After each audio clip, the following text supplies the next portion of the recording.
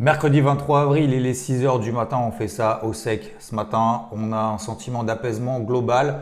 Les taux d'intérêt sont en train de se calmer, le dollar américain et cette pression qu'on a dessus est en train aussi de se calmer. Ça ne veut pas dire pour le moment qu'on a un retournement en cours, mais voilà, on a un certain sentiment d'apaisement, d'autant plus qu'hier, Trump est en train aussi d'apaiser la situation, probablement encouragé par son entourage vis-à-vis justement de ce limogeage potentiel, des rumeurs qu'il y avait autour de ça hier. C'est d'ailleurs la raison pour laquelle on avait notamment en début de semaine les marchés américains qui perdaient plus de 2,5%. Hier, ça a été complètement l'inverse. Cette nuit, ça s'était plutôt bien passé. On a donc un sentiment d'apaisement de manière globale.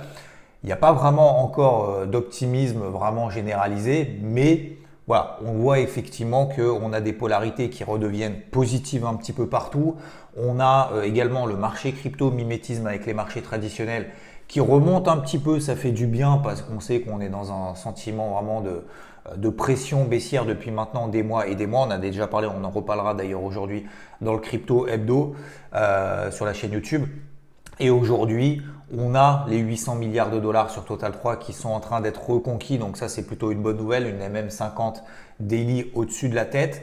On va pas s'enflammer pour autant. On va rester concentré dans le positif, dans le négatif également. Preuve en est, les marchés peuvent perdre 2,5%. Le lendemain, reprendre 2,5%. Il y aura encore beaucoup de volatilité. Ça, je le répète, je persiste et je signe là-dessus. Encore beaucoup de volatilité, soit dans le bien, soit dans le moins bien.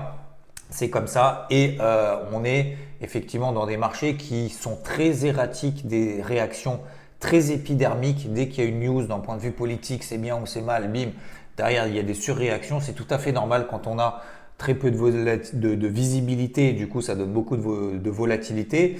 On a eu également la publication, alors cette semaine il y aura beaucoup de publications encore cette semaine, notamment aux États-Unis, avec encore Alphabet en fin de semaine. Tesla hier a publié moins bien que prévu, mais Musk prend un petit peu de distance vis-à-vis de Trump. Donc le marché a bien réagi hier soir.